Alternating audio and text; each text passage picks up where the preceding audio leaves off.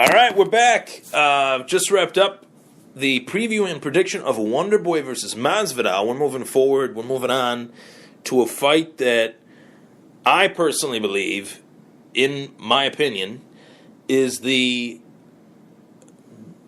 most barn burner fight that has probably been ever put into a UFC pay-per-view. A fight that will have fireworks. In the words of Batman, when he said there won't be any fireworks, there will be fireworks for this one. I am anticipating Joanna Jędrzejczyk versus Rose Namajunas for the UFC women's strawweight title to be a fight with much blood. There will be blood in this fight. Who knows where it will be coming from?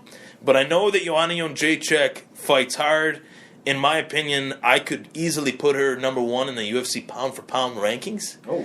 I personally believe that she is the most badass fighter currently in the UFC outside of Conor McGregor. I would agree. We're going to talk about Joanna Jędrzejczyk versus Rose Namajunas, preview the fight, and predict the fight. I'm Ryan Thomas. This is the Thomas Take Sports Podcast, as I'm joined by my good buddy Eric Ellis, the co-host of today's show, joining me to preview and predict each fight on the mega UFC 217 card at Madison Square Garden Arena. I cannot wait for this card. I have been posting about it almost every single day since I had finally heard that Bisping versus GSP was on, and here we are. Today's the day. Eric, welcome to the show.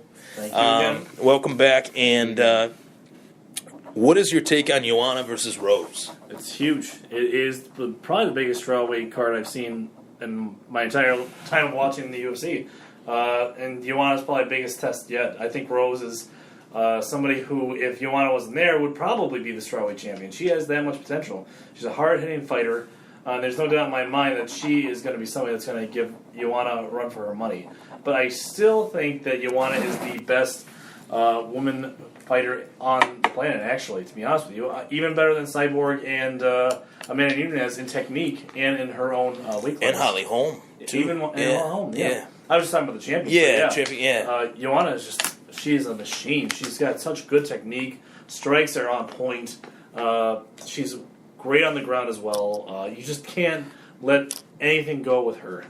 So I don't see Joanna losing tonight against Rose, but I will say this will be a good fight. Yeah, and as far as like Joanna's career, really the only and I like to go back and look at old fights. I watch a lot of old fights, like of fighters before they were even in the UFC, and in the time I've watched Joanna Jędrzejczyk, where she is just burst onto the scene. She's vying for a record that most people didn't think was realistic for a woman to tie or even come close to.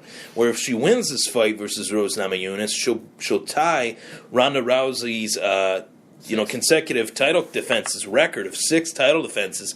Which, if she does this in impressive fashion, if she runs through Rose, as Eric stated, he believes, and I agree with him, that Rose is probably her toughest challenge to date because she's so tough. She could keep coming forward, but if she beats Rose, this might be like we might be starting to see a run of an era here in the UFC women's strawweight division. Would you agree with that? I would agree. I would say so. I don't know where her next challenge will be. That's the only thing I would say. If Joanna wins tonight, I don't know who could defeat her in the strawweight division. She is one of the super fights that I would love to see if she could move up in weight. All the champions that are the women, Joanna, Amanda Nunes, Cyborg, any of them, if one of them likes to move up in weight, fight the other, those are fights that could headline a pay-per-view, without a doubt in my mind. Because they would just be so great. Barn burners. We have the implication that Holly Holm and Cyborg are going to fight each other down the road, which would be a great fight by itself. But Joanna, she's just going to go down, I think, as one of the best women fighters of all time. In terms of like moving up too, like you were talking about moving up, the UFC is adding that UFC 125 pound, the flyweight division for women. They're contesting that, and the story on that will be that that for the most part this division hasn't really been made up yet. The end of the Ultimate Fighter, we don't know who the finale. It's still going on. It's still going on. What I was trying to say there, I was distracted by a message there. Sorry, but what I'm trying to say is that Joanna would be much better served to move up to 125 than 135. I agree. She's far too yeah. She's also said that she wants to retire undefeated, so I don't see herself moving up in weight. It's kind of the same as Demetrius Johnson. I don't think he's going to go up in weight unless he gets the super fight with whoever might be the loser of the match with Garbrandt or Dillashaw. Or the winner. Yeah, it could be or the winner. They have talked about that as well. But again, that could be a topic for the next part of the show. But yeah, I don't know. I think Joanna is going to stick to the strawweight division until she retires. I don't know if she will ever move up in weight to do a super fight, but you never know. I mean, we've seen fighters who will take whatever they can if the money's right. It's all about the money.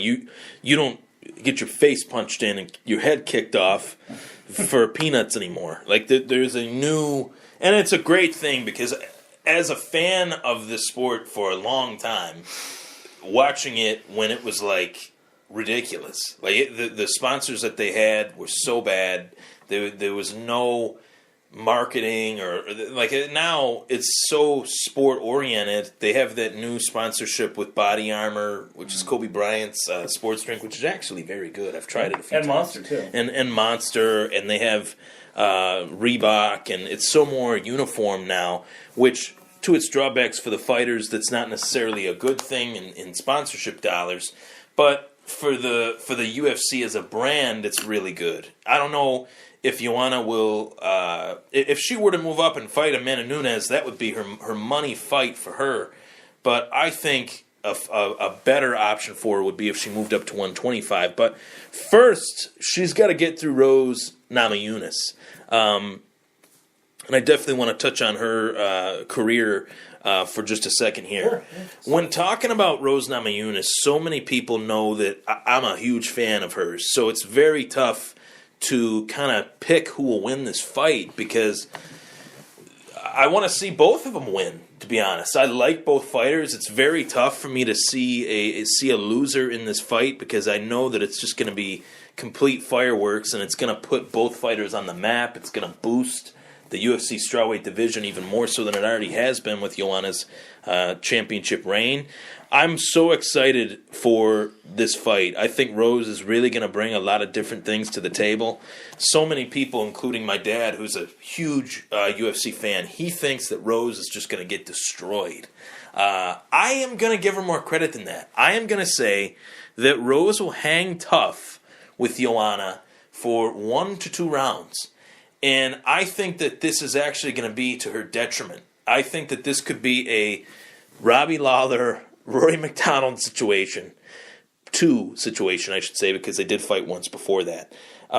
Where that fight with Lawler and McDonald kind of took years off of Rory's career, and it sent him to Bellator. Yeah. Rose, on the other hand, if she fights Joanna tooth and nail, she's going to go through hell. She's going to go through a lot of pain and a lot of just suffering. And it sounds corny and cheesy putting it that way, but her best chance to win this fight, most people don't really give her much of a chance, but her best chance to win this fight is if she takes it to the ground.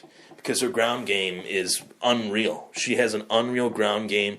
She landed that beautiful head kick on Michelle Waterson. Yes. It looked similar to Holly Holm versus Ronda Rousey, where Michelle Waterson was kind of turning to her side a little bit. And Rose just unleashed a head kick that put Waterson on her face and took Rose took Waterson's back and just put on a neck crank. Unlike it is so hard to do that. It's so hard to put on a neck crank on someone when they are literally in that close proximity, position. We've seen it before where, dating back a few years ago, but Liz Carmouche had a neck crank on Ronda Rousey where they were standing. That is normal. Yes. But where Michelle Waterson is hunched over in the fetal position, there's less room for Rose to get in on her. She really cranked her neck and messed her up. So I think that her best chance to win this fight versus Joanna is to definitely go to the ground game with her. Take her to the ground, make Joanna get back to her feet, make her work to get back to her feet. If Joanna, we haven't really seen Joanna's ground game much. No, she's been a standing fighter for most of her career. Yeah, so definitely a Muay Thai specialist, and I think that that is Rose's best chance. But much like you, of what you said, I agree. I think that it will be a very tough fight for Rose. I do think she's got the right mentality going into the fight. I like how she hasn't really let Joanna's trash talk kind of get to her. I don't know if you saw it, but she was saying the Lord's Prayer. When Joanna was saying stuff in her face, she was saying how, I'm just saying the Lord's Prayer, and Joe Rogan's like, what the hell? What the hell is going on? Mm-hmm. So I think that, to segue into your next statement, I do agree with you that Joanna will win this fight, but I do think if Rose hangs tough with her I do think she will hang tough with her for 2 rounds. Yeah, I would agree. I think it's going to be a bloodbath, like you said. I think it's going to involve a lot of striking for much of the fight. So I think Joanna's got the reach, though. She's got the striking power, and so does Rose. But I think Joanna's reach will outdo Rose's, and she'll get the knockout. It's a fight that I've wanted to see for 3-4 years. When the UFC kind of brought in the inception of the strawweight division, Carla Esparza and Rose Namajunas were the 2 finalists of the Ultimate Fighter that season, where they used that vehicle of the Ultimate Fighter to promote that division when they brought it in the UFC. And Carla Esparza destroyed Rose at that time. The Rose Namajunas of that time. Where my segue in that is that Rose has improved a lot since then. And when when Carla's first title defense came about, it was against Joanna Jędrzejczyk. She got the short end of the stick in that fight, to say the least. Carla Esparza was destroyed by Joanna. So sometimes I do like what I call UFC math, where we do like the common opponent. And the common opponent is Carla Esparza. Carla Esparza destroyed Rose 3-4 years ago, but Joanna destroyed Carla Esparza. So only time will tell. This fight is weird. It's a fight that Rose Namajunas has improved since then, but so has Joanna. Very true. And I got Joanna. Eric's got Joanna. We just recapped both fights: Wonderboy versus Masvidal, Joanna versus Rose. You can tune into the previous part 1 of the UFC 217 pre-fight show, where we recapped both of those fights. Hopefully you are tuning in, enjoying the action of Eric and I recapping and previewing both fights. We're going to move on to the bitter rivals fight of the card. Cody Garbrandt, the UFC men's bantamweight champion, will take on the former men's bantamweight champion TJ Dillashaw. Tune in. Don't miss it. We'll be right back.